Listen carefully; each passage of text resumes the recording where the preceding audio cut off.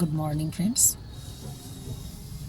Good morning বললাম, তবে মর্নিংটা good হচ্ছে না। কেন কি, এসে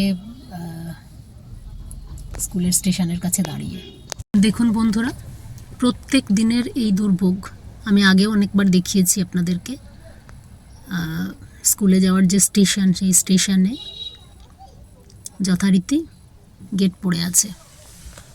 আর এই যন্ত্রণা কখন শেষ হবে জানি না, কখন খুলবে কোনো ঠিক নেই। বিশাল জ্যাম হয়েছে, মানে এরপরে জ্যাম কাটতে একটা টাইম লাগবে নিত্যদিনের।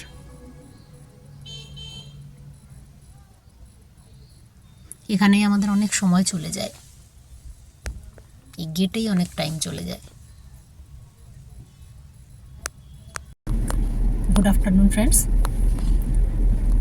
গুড আফটারনুন বলছি সকালের মতোই, কিন্তু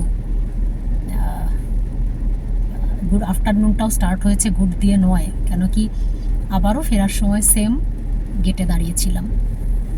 তো প্রত্যেক দিনের যন্ত্রণা, যাওয়ার সময় একবার, আসার সময় একবার। এনিওয়েজ, এটা তো এখন মেনে নিয়েছি।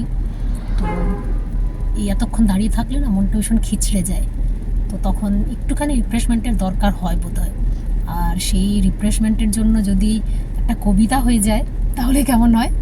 অ্যাকচুয়ালি কবিতাটা পুরোটা নয়, কয়েকটা লাইন একটু আওড়াতে ইচ্ছে করছে, একটু করে নিই। সেটা হচ্ছে, আমি খুব ছোটদের, এটা ছোটরা আমি ছোটোবেলায় করতাম, মানে যখন কম্পিটিশন করতাম বা এমনি প্রোগ্রামে অনেক সময় করেছি। আষাঢ়েরই কবিতা, কবিগুরুরই লেখা। আষাঢ়।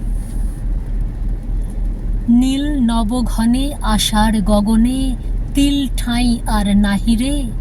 ওগো আজ তোরা যাসনে ঘরের বাহিরে।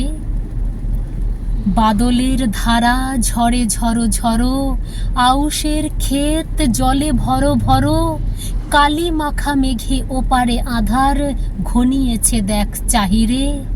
ওগো আজ তোরা যাসনে ঘরের বাহিরে।